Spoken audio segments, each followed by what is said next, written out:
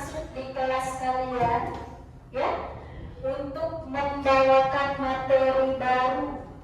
Materinya apa, Miss? Pelajaran baru. Pelajarannya apa, Miss? Namanya coding dan kecerdasan artifisial, atau kalau bahasa Inggrisnya AI.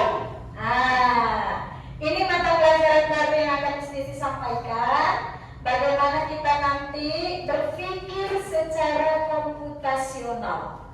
Berpikir secara komputasional itu bagaimana, Miss? Nanti Miss Desi jelaskan. Sebelumnya, ayo kita siapkan dulu kelas kita. Silakan ketua kelas.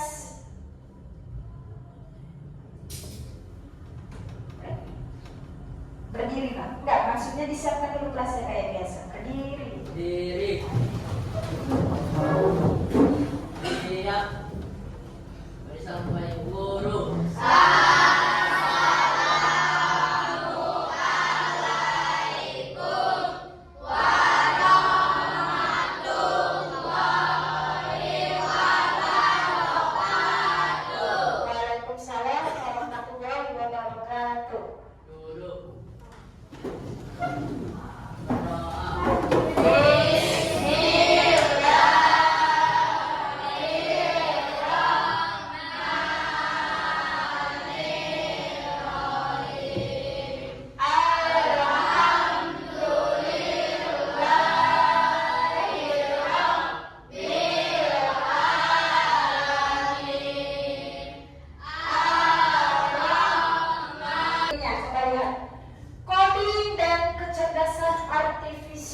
Itu mata pelajarannya, ya, itu materinya.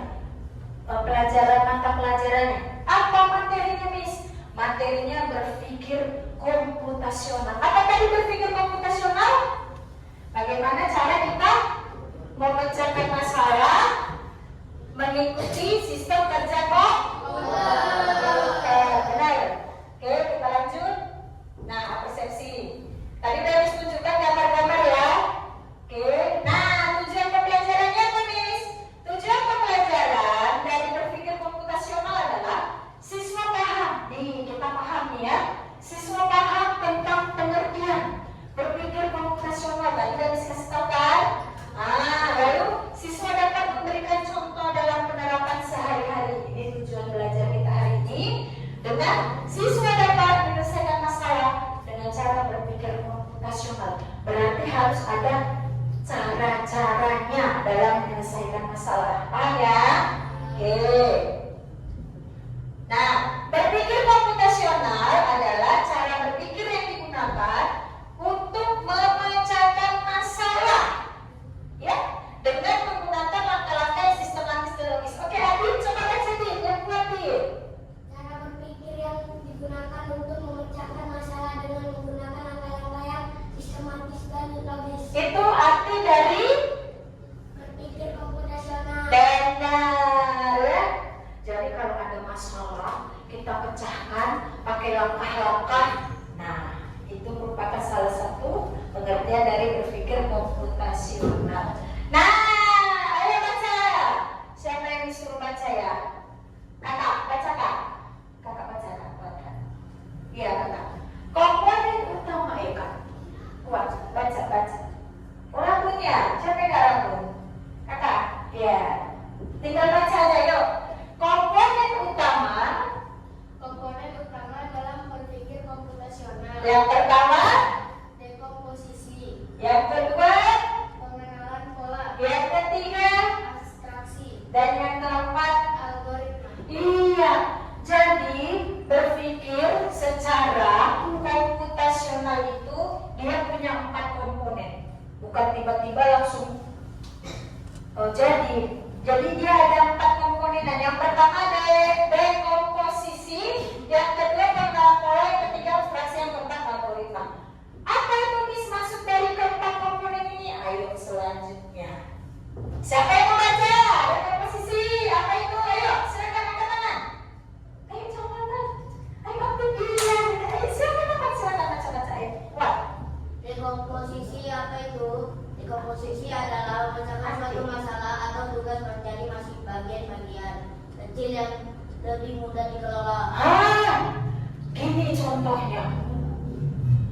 contoh dekomposisi. Tadi kan maksud dekomposisi itu adalah memecahkan suatu masalah atau tugas.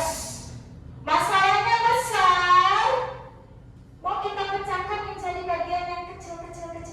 Itu namanya dekomposisi. Contohnya nih ya. Nah, dalam acara lomba 17 Agustus. Nih, kita kan ada panitia nih, 17 Agustus. Kok kita jadi panitia kan? Ada panitia bagian acara, ada hadiah, ada lomba, ada konsumsi, kan ada bagian-bagiannya kan? Masalahnya apa? Masalahnya 17 Agustusan, ya kan? Besar masalah 17 Agustusan itu besar ya, banyak yang mau dipikirin. Terus bagian-bagiannya kan juga banyak. Nah, dipecah-pecah dia menjadi bagian-bagian kecil. Nah, apa ini namanya? Dekomposisi. Iya, dekomposisi. Masalah yang besar dipecah jadi kecil. Gitu ya. Nah. Ya. Nih contoh bermain dekomposisi. Dia main tebak dulu. Aku berkaki 4. Masalahnya kan baru dapat 1, ya kan? Cirinya, ini kita mau memecahkan masalah ini. Siapa sih aku? Masalahnya besar kan? Siapa aku? Terus kita mau buat dekomposisinya, kita bagian menjadi kecil. Kita cari kecil bagian masalahnya. Siapa aku? Ini kan terlalu besar. Kita kecil. Contohnya, aku berkaki 4. Banyak yang berkaki 4, ya kan? Meja berkaki 4, ya kan? Masih besar masalahnya, kita kecilin lagi masalahnya. Aku tidur di kandang, banyak tidur di kandang, ya? Banyak bisa tidur di kandang. Terus yang terakhir, aku bersuara mu. Siapa aku? Dapat ya? Masalahnya besar jadi kecil, paham? Tujuannya semua menyeberang dengan aman.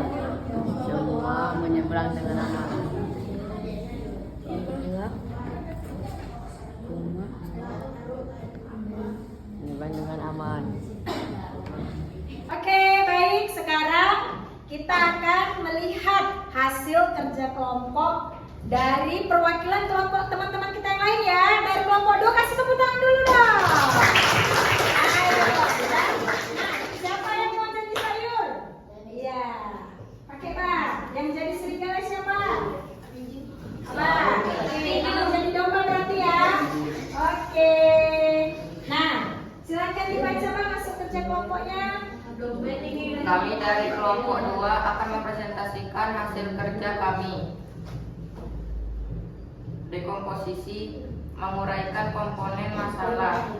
Siapa saja yang terlibat, apa aturannya, apa tujuan akhirnya, komponen, petani, serigala, domba, sayur, sungai, perahu. Tujuan, semua menyeberang dengan aman. Pola, mengamati pola yang menyebabkan kegagalan. Pola bahaya. Serigala tambah domba tanpa petani sama dengan domba dimakan.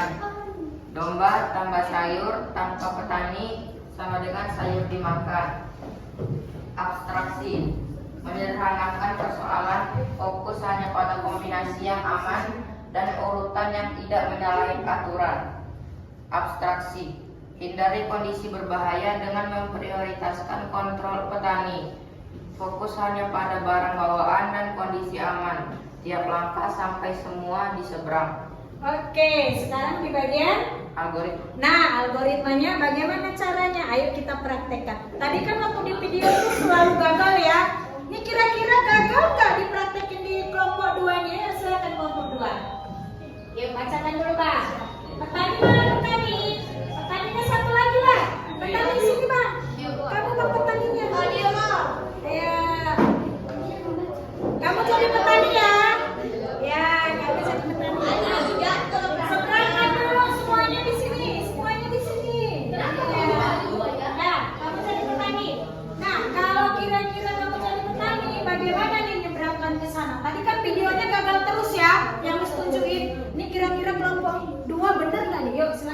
Domba, domba, domba, domba.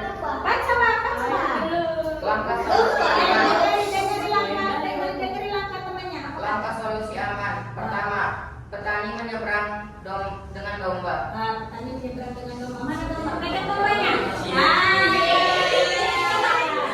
Terus? Kedua, petani kembali sendiri.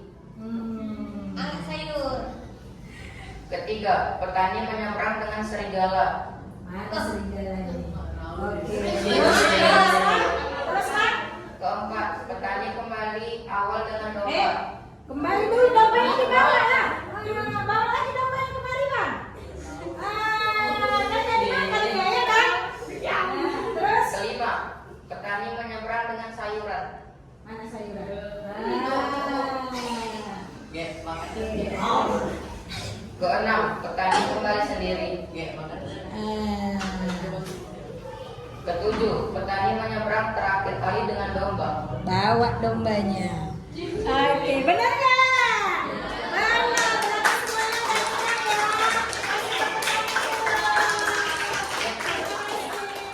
Terima kasih, silakan duduk. Bagus sekali, silakan.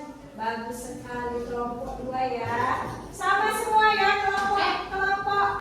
Nah, anak-anak Miss Desi semuanya sudah paham bagaimana cara berpikir komputasional? Alhamdulillah. Oke, sekarang kita ke bagian refleksi. Nah, refleksinya pertanyaan Miss, apa bagian mana yang kalian sukai? Ayo, silakan. Siapa yang mau atau sama-sama?